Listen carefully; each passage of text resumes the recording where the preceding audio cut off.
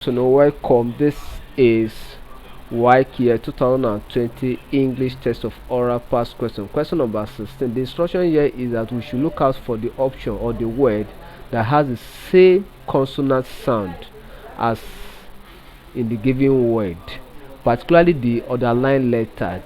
And the underlying letter here is letter G. Letter G is underline, and this word is pronounced as girl. Girl, girl, girl. So option A by transcription is pronounced as badge. Short A, badge. Option B is pronounced as gist. Gist. Option C is pronounced as bringing. Bring,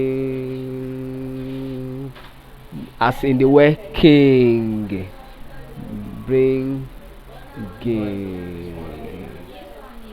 Option D is pronounced as zaman.